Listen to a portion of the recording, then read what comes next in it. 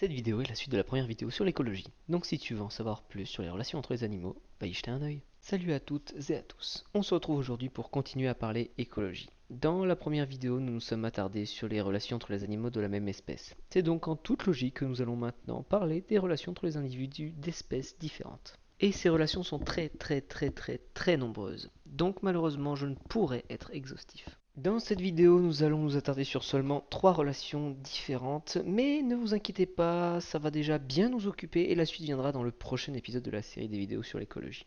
Tes intros sont toujours beaucoup trop chiantes, tu le sais ça? Oui, bah on fait ce qu'on peut. Commençons donc tout de suite cette vidéo avec le premier cas. La compétition interspécifique.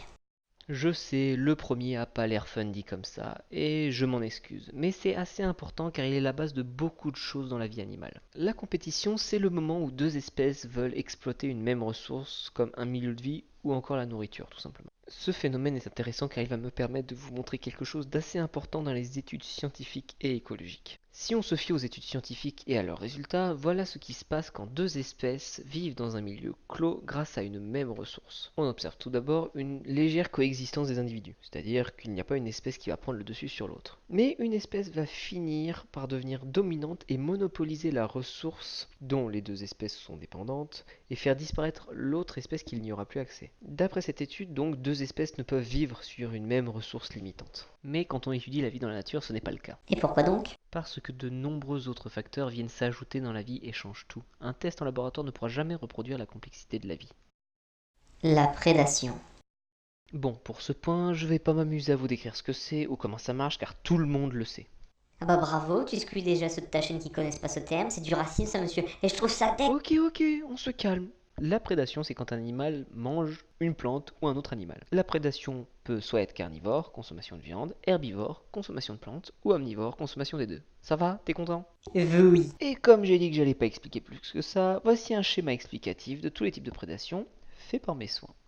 N'hésitez pas à mettre la pause si vous voulez le regarder plus en détail. Moi, je vais plutôt parler des conséquences de la prédation sur les individus. Ça a l'air chiant ton truc. Mais je te chie dessus, toi. T'as décidé d'être chiant aujourd'hui? Oui, c'est pour te punir de la vidéo en retard de la semaine dernière. Mais pas ma faute à moi, ma co est trop lente pour poster les vidéos et je m'y suis pris un peu tard. Ouais, c'est ça, cherche-toi des excuses. Bon, tout d'abord, il faut savoir que les prédateurs ont un rôle clé dans la régulation des proies. Si une espèce devient plus importante que les autres, les prédateurs les empêcheront de trop se développer. La prédation est aussi un moteur de la sélection naturelle. En effet, seules les proies les plus fortes, les plus rapides ou les plus discrètes pourront survivre. Les prédateurs s'en prennent aussi plus facilement aux proies plus vieilles ou malades. Il y a donc une régulation des maladies pour empêcher les épidémies grâce aux prédateurs. Mais la prédation a un effet aussi sur l'évolution du prédateur. La prédation se divise en 3 phases: repérage, capture et consommation.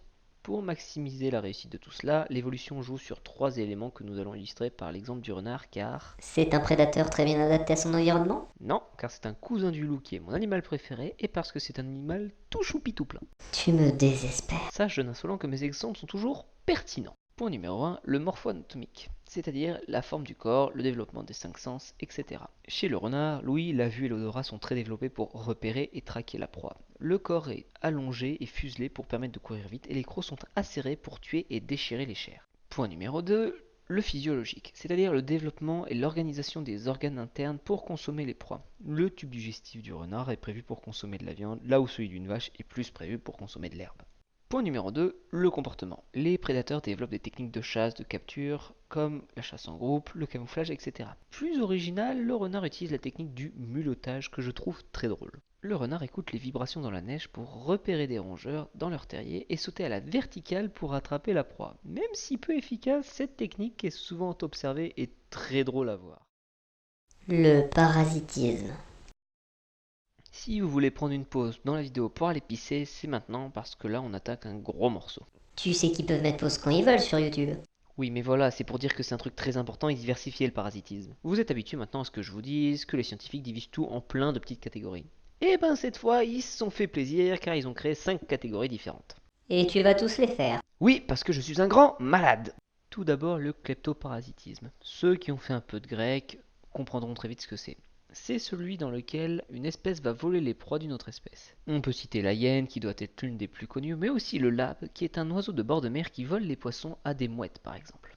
Ensuite, le parasitisme de couvée. C'est le cas où une espèce d'oiseau ne s'occupe pas de ses œufs ni de ses petits car il les laisse à un autre parent d'une autre espèce. Bon, je vais pas être original pour illustrer celui-là. Parce que tu es original dans tes vidéos d'habitude? Je ne répondrai pas. Le meilleur exemple que vous connaissez, peut-être, c'est celui du coucou gris.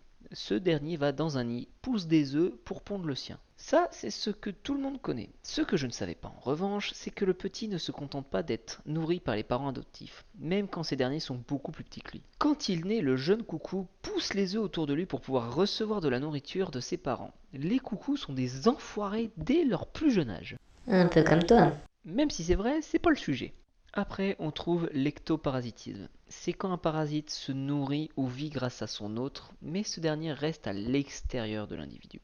On peut citer la tique comme étant l'ectoparasite de l'homme le plus connu. Chez les plantes, il y a aussi le gui que l'on voit souvent sur les arbres en France qui forment des espèces de petits buissons sur les branches d'autres arbres. Les mésoparasites sont des parasites qui vivent dans leurs hôtes, mais dont une partie du cycle de vie se fait dans une autre espèce. Chez l'homme, on peut citer le ténia, qui est un parasite qui se développe dans le tube digestif de l'homme, mais qui a débuté sa vie dans la viande de porc. C'est pour cela qu'il faut bien faire cuire sa viande pour éviter les contaminations. Et là, tous ceux qui ont mangé un steak tartare récemment se chient dessus.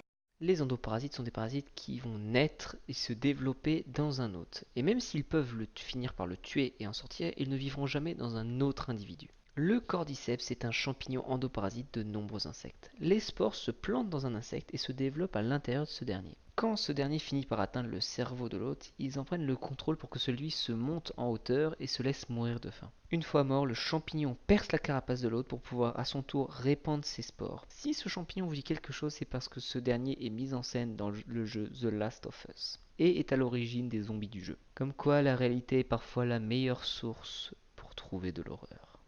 Voilà, j'espère que cet épisode vous aura plu. Je pense qu'il sera un peu plus court que les autres, j'ai pas encore fait le montage donc je m'en rends pas tout à fait compte. Mais c'est parce que j'ai un peu enchaîné les soirées pendant cette semaine, donc j'ai eu moins de temps, donc j'ai raccourci. Donc si cet épisode vous a plu, n'oubliez pas de vous abonner, de partager, de laisser pouce bleu. Mettez un commentaire pour me dire ce que vous en pensez comme à chaque fois, voir s'il y a amélioration, si vous trouvez que c'est devenu plus mauvais, si vous voulez me dire que je devrais peut-être arrêter YouTube car je n'ai aucune chance.